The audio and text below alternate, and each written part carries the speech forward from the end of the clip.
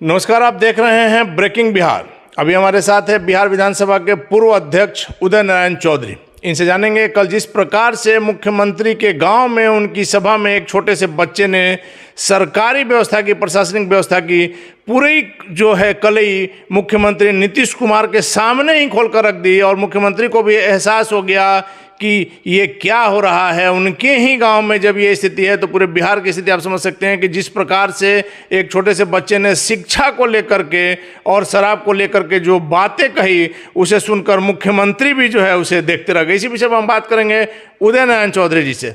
Sir, कल जिस प्रकार की तस्वीर आई, आपने देखा कि एक मासूम सा बच्चा जिसको कि आईएएस बनना है, लेकिन उसकी पारिवारिक स्थिति ऐसी नहीं है, वो बनना चाह रहा है, पढ़ना चाह रहा है, लेकिन सरकार की जो स्थिति है सर, आपको पता है, आप खुद सरकार में रह चुके हैं, आपने लालू जी के साथ, नीतीश जी के साथ, सभी के साथ काम किया है, आप खुद स्पीकर रह चुके हैं। यहाँ सर जो स्वास्थ्य में और शिक्षा में कितना बजट है आपको पता है। वैसी स्थिति में इस दयनीय जो स्थिति है दोनों विभाग की, आपने देखा होगा सर, कोरोना काल में स्वास्थ्य विभाग की कली खुल गई। शिक्षा विभाग के अगर आप कहीं जा रहे हैं तो कहीं टीचर नहीं है, कहीं भवन नहीं है। हालांकि काफ़ी सुधार हुआ है, लेकिन अभी भी काफ़ी कुछ करने को है सर। देखिए, आज से बहुत साल पहले जो राजा होता था वो चुपचाप रात में या किसी समय निकल जाता था पैदल अपने राज्य की जनता का हाल चाल लेने के लिए कि लोग क्या बोलते हैं। चूँकि सत्ता के नज़दीक और राजा के नज़दीक जो लोग अगल बगल रहते हैं, वो सब अगर राजा बोलेगा कि लगता है कि दिन है तो कहेगा कि ऐसा दिन तो उगवे नहीं किया था कभी, माने प्रशंसा का पुल बांध देगा। जो राजा की इच्छा होगी उसी के अनुसार बोलता है। वही हाल आज के तारीख में माननीय मुख्यमंत्री जी का है। जो अगल बगल के लोग हैं जो रहते हैं उनके, वो कोई यथार्थ नहीं बोलते हैं, सच्चाई नहीं बोलते हैं, वही बातें बोलते हैं जो मुख्यमंत्री जी को जो अच्छा उनको लगता है माननीय मुख्यमंत्री जी को, वही बात बोलते हैं वो।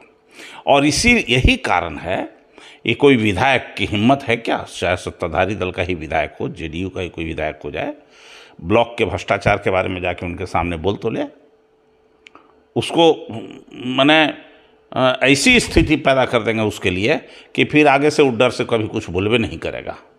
जाके ये किसको पता नहीं है शराबबंदी के बारे में कि शराब बिक रहा है, लेकिन किसी विधायक की हिम्मत है क्या कि बोल सके? किसको ये पता नहीं किया जो आवास योजना में आवास दिया जा रहा है, प्रधानमंत्री आवास योजना में, जिसमें केंद्र सरकार ने, मोदी सरकार ने कहा कि 2022 में एक भी बिना घर का नहीं रहेगा, सबको पक्का छत वाला मकान दिया जाएगा। माननीय मुख्यमंत्री जी ने कहा हर घर नल और जल। बताइए, कहीं नल और जल, रोड कबार के छोड़ दिया है, रोड बना नहीं है, पानी नहीं निकल रहा, हैंड पाइप, जो पाइप लगी है उसकी गुणवत्ता और क्वालिटी देख लीजिए कि कैसा बना है। तो अब रहा शिक्षा विभाग की बात, जो कुछ भी कल कल्याण विभाग में हुआ, कल्याण विभाग में हुआ, वो बच्चा तो धन्यवाद का पात्र है। हिम्मत जुटा करके अपनी बातों को कहा, दूर से आके साइकिल से आया और कहा कि से कहा सर, पहले भी आया था एक बार मिलने के लिए, लेकिन लोग मिलने नहीं उसको दिए। तो ये बात तो सही है ना। हम पूछना चाहते हैं आपसे, माननीय मुख्यमंत्री जी भी सरकारी स्कूल में पढ़ के आज यहाँ तक पहुँचे हैं, हम सब लोग सरकारी स्कूल में पढ़ के यहाँ पहुँचे। आज के तारीख में कोई माता पिता अपने बच्चे को सरकारी स्कूल में पढ़ाना चाहता है क्या? नहीं सर। सब लोग प्राइवेट स्कूल की ओर झांक रहा है। क्यों? एक भी ऐसा सरकारी स्कूल नहीं है जिसमें विज्ञान का शिक्षक हो। एक भी ऐसा प्राइवेट स्कूल अगर है तो पढ़ाई नहीं होती है। एक भी ऐसा सरकारी स्कूल नहीं है जहाँ प्रयोगशाला हो। एक भी ऐसा नहीं है जहाँ की अंग्रेजी की पढ़ाई ठीक से होती हो। एक भी ऐसा स्कूल नहीं है जहाँ पर कि मैथमेटिक्स की ठीक से पढ़ाई होती हो। ये तो हाँ, लेकिन एक बात है, काबिल तारीफ है, बिल्डिंग बन गया, फर्नीचर दे दिए गए हैं, लेकिन मास्टर नहीं है वहाँ।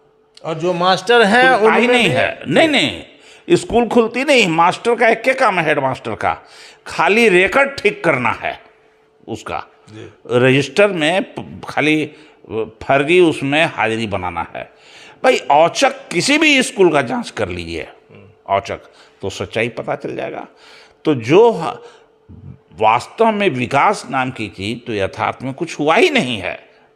हाँ, एक बात जरूर है, रोड चमक गया है, शहर के रोड पहुंचने वाले चमक गए हैं। अब यहाँ जो संग्रहालय बना है, कई हजार करोड़ का संग्रहालय बना, भाई वो संग्रहालय बिहार के युवकों को क्या संदेश दे रहा है, क्या ज्ञान दे रहा है, ये ना बताइए किस अनुपात में दे रहा है। स्कूल खाली हो गया है ही नहीं। अब हॉस्पिटल बनाए जा रहे हैं। जो हाल शिक्षा विभाग का है यही हाल स्वास्थ्य विभाग का है। एक भी ऐसा कहते हैं कि माननीय मुख्यमंत्री जी ने कहा, हम मुख्यमंत्री जी से बहुत उम्मीद करते हैं। उम्मीद इसलिए करते हैं कि कभी वो ऐसी बात नहीं करते हैं, लेकिन उन्होंने भी जाके कह दिया कि पीएमसीएच वर्ल्ड क्लास का हॉस्पिटल हुआ। अरे भाई, वर्ल्ड क्लास का हॉस्पिटल कहने में लोगों को समझ में नहीं आती है। अभी जब वर्ल्ड क्लास का हॉस्पिटल होगा, बढ़िया हॉस्पिटल रहता, अपना आंखवा का ऑपरेशन कराने के लिए दिल्ली काहे चल जाते हैं? अपने आँख का इलाज, अपने दांत का इलाज, अपना स्वयं का इलाज बिहार के डॉक्टरों पर विश्वास करके बिहार के सरकारी अस्पताल में कराना चाहिए। शायद इससे वहाँ की व्यवस्था भी ठीक हो जाती, लेकिन इस पर भरोसा नहीं है हमको, अपने स्वयं ही चले जाते हैं बाहर। सर, एक चीज़ आप मानेंगे कि जब राजा के दरबार में फरियादियों की संख्या बढ़ने लगे, इसका मतलब समझना चाहिए कि कहीं ना कहीं न्याय नहीं हो रहा है। क्योंकि हर छोटी बात के लिए यदि आप मुख्यमंत्री आवास जाते हैं, मुख्यमंत्री के जनता दरबार में जाते हैं, और तब अगर आपका काम होता है, इसका मतलब कि कहीं ना कहीं जिला स्तर पर, ब्लॉक स्तर पर जनता का काम नहीं हो रहा। फरियादी यहाँ पहुँच रहा है, जनता दरबार होता है। एक ही समीक्षा माननीय मुख्यमंत्री जी करा दें कि जितना उनके यहाँ आवेदन 55-56 लाख पहुंचा है, चाहे माननीय विधायकों का हो, पूर्व विधायकों का हो, आम जनता का हो, जो भी, उनके 4KG में 55-56 लाख आवेदन अब तक पहुंच चुका है। उस आवेदन को तो कम से कम एनालिसिस करवा लेते कि किस क्या हुआ, क्या, और उसका रिजल्ट तो देख लेते कि क्या हुआ। चिट्ठी की पावती का जरूर सूचना मिलता है, लेकिन रिजल्ट हुआ इसका कोई सूचना ही नहीं है।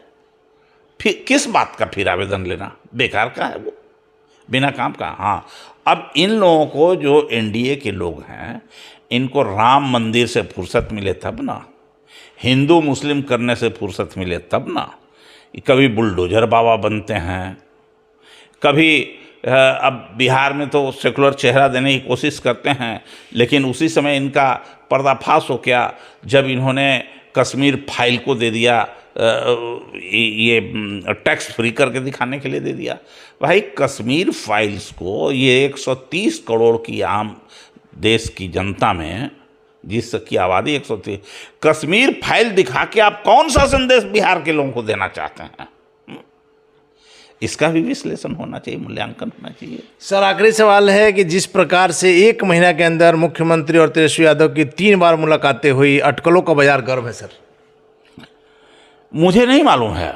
मुख्यमंत्री जी अभी सर तेजस्वी यादव से जातिगत जनगणना को लेकर के, जो तेजस्वी यादव ने अल्टीमेटम दिया था कि 72 घंटे के अंदर अगर हमको नहीं होगा तो फिर हम पदयात्रा करेंगे यहाँ से दिल्ली तक का, उसमें मुख्यमंत्री जी ने 24 घंटे के अंदर ही तेजस्वी यादव को बुलाया और 1 घंटे तक सर बंद कमरे में बात हुई। देखिए, जातीय जनगणना के बारे में राष्ट्रीय जनता दल की कोर कमेटी में एक निर्णय हुआ, उसमें कार्यक्रम बनाए जा रहे हैं और जातीय जनगणना के ऊपर विशेष फोकस रहा कि शो कराना चाहिए और कार्यक्रम तैयार करना चाहिए। और उसी समय तेजस्वी यादव ने योजना बना करके अल्टीमेटम उनको दिया कि आप हमको 72 घंटा के अंदर, 24 घंटा से 72 घंटा के अंदर या तो आप मुझे बुला के बात कीजिए, और नहीं तो फिर हम लोग अपना कार्यक्रम शुरू किए। तो उस अल्टीमेटम के अंदर भाई, अल्टीमेटली राष्ट्रीय जनता दल तो बिहार की नंबर 1 की पार्टी है ना। विपक्ष में सरकार के बहुमत से और विपक्ष के बहुमत से कितना की दूरी है जी? 5-7 का तो दूरी है, और सरकार उसी पर चल रही है, इसलिए उनका तो मानना मजबूरी है। सर, निकट भविष्य में आप लोग मुख्यमंत्री के साथ मिल तो नहीं रहे हैं? हम तो बराबर पहले भी कहा है हमने कि तेजस्वी प्रसाद यादव जी को बिहार का मुख्यमंत्री मान लीजिए, आप केंद्र की राजनीति कीजिए, तुरंत सब कुछ लोग मानने को तैयार होगा, उस दिशा में सोचेगा। आखिर क्या कारण था कि जो राजद से अलग हुए थे, किन कारणों से हुए थे, इस कारण को भी सफाई देना चाहिए, बताना चाहिए उनको जी।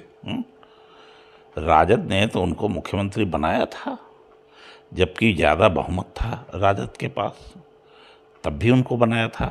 तो ये जवाब तो ये गलती हुई है, जो कारण से छोड़ के गए थे, इस कारण को तो मिटाने का काम वही करेंगे ना जी। राजद के पास कहाँ कोई स्कोप है कुछ करने का, उनको खुद ही सोचना होगा कि क्यों छोड़ के गए।